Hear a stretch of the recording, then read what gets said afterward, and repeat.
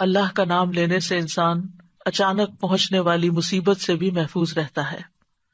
عثمان بن عفان کہتے ہیں، میں نے رسول اللہ صلی اللہ علیہ وسلم سے سنا، آپ فرماتے تھے، جس نے شام کو 3 بار یہ دعا پڑھ لی اسے صبح تک کوئی اچانک مصیبت نہیں آئے گی، کوئی اچانک مصیبت نہیں آئے گی۔ یعنی اس کا مطلب نہیں کہ دوسری آ جائے گی، یعنی ایک دم کسی قسم کی پریشانی اس کو لاحق نہیں ہوگی۔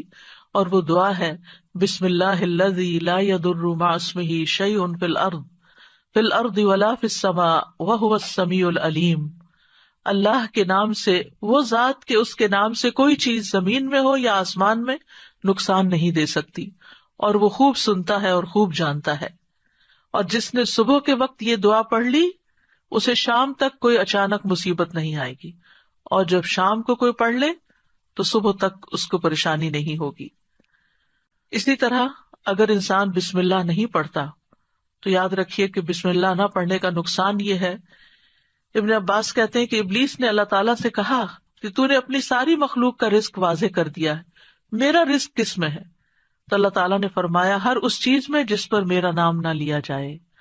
تو گویا جس چیز پر ہم اللہ کا نام نہیں لیتے وہ رزق پھر شیطان کے حصے میں چلا جاتا ہے، گویا ہم اپنے دشمن ہی کو فیڈ کرتے ہیں۔ قیامت کے دن بھی اللہ کے نام سے وزنی کوئی چیز نہ ہوگی۔ پھر اسی طرح یعنی اس دعا کے پڑھنے کے مواقع کون کون سے ہیں؟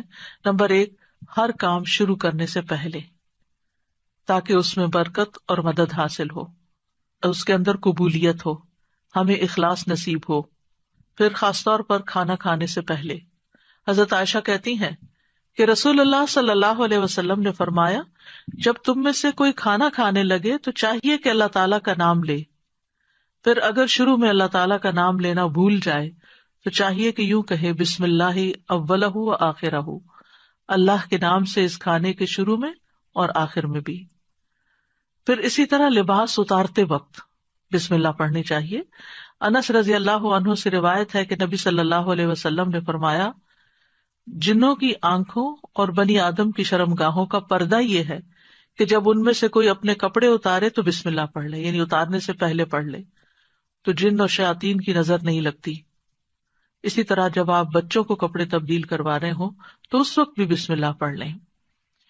اسی طرح بیت الخلاء جاتے وقت یعنی اندر پاؤں رکھنے سے پہلے بسم اللہ پڑھ کے دروازہ کھولیں۔ حضرت علی رضی اللہ عنہ روایت کرتے ہیں، کہتے ہیں کہ رسول اللہ صلی اللہ علیہ وسلم نے فرمایا، جنوں کی آنکھوں اور بنی آدم کی شرمگاہوں کا پردہ یہ ہے کہ جب ان میں سے کوئی بیت الخلاء جائے تو بسم اللہ پڑھ لے، کیونکہ جب انسان ننگا ہوتا ہے تو حفاظت کے فرشتے اس سے دور چلے جاتے ہیں۔ تو اس وقت حفاظت پھر کس سے حاصل ہوگی؟ جب آپ واش روم میں جانے سے پہلے بسم اللہ پڑھ کے پھر داخل ہوں گے۔ اسی طرح وضو سے پہلے ابو ہریرہ کہتے ہیں کہ رسول اللہ صلی اللہ علیہ وسلم نے فرمایا، لا صلاۃ لمن لا وضوء لہ ولا وضوء لمن لم یذکر اسم اللہ تعالی علیہ، کہ جس کا وضو نہیں اس کی نماز نہیں، اور جو شخص وضو کے شروع میں اللہ تعالیٰ کا نام نہ لے اس کا وضو نہیں۔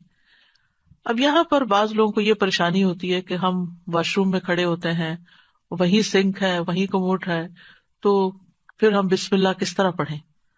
اس کے ایک تو یہ ہے کہ جب آپ وضو کی نیت سے جا رہے ہیں تو اندر داخل ہونے سے پہلے ہی پڑھ لیں اور جا کے ٹیپ کھول لیں اور اپنا وضو شروع کر دیں۔ دوسرا یہ ہے کہ آپ دل میں پڑھ لیں، لیکن اگر کوئی بھول گیا ہے تو جس وقت یاد آئے یعنی وضو کے دوران اس وقت بھی پڑھ سکتا ہے۔ پھر اسی طرح پڑھنا ہی بھول گیا تو اس کا کیا مطلب؟ وضو ہوا ہی نہیں سرے سے، یا پھر یہ کہ اس کی اگر وضو نہیں ہوا تو کیا نماز ہی نہیں ہوئی؟ نہیں، اس کا مطلب یہ کہ اس کا وضو کامل نہیں ہوا۔ یہاں علماء نے اس کا مطلب یہ کیا ہے کہ اس کے وضو میں نقص رہ گیا، وضو ہو جائے گا، نماز ہو جائے گی، لیکن وہ جو برکت حاصل ہونی تھی یا زیادہ ثواب ملنا تھا اس سے انسان محروم ہو جاتا ہے۔ پھر اسی طرح یہ ہے کہ قرآن مجید کی قرأت سے پہلے بسم اللہ پڑھنی چاہیے۔ قتادہ سے روایت ہے، وہ کہتے ہیں کہ انس رضی اللہ عنہ سے سوال کیا گیا کہ نبی صلی اللہ علیہ وسلم کی قرأت کیسی تھی، تو انہوں نے بیان کیا کہ آپ صلی اللہ علیہ وسلم کھینچ کر پڑھتے تھے۔ پھر آپ نے بسم اللہ الرحمن الرحیم کو پڑھا، یعنی بسم اللہ الرحمن الرحیم، یعنی مد کے ساتھ پڑھتے تھے، الرحمن کو اور رحیم کو بھی کھینچ کر تلاوت کرتے تھے.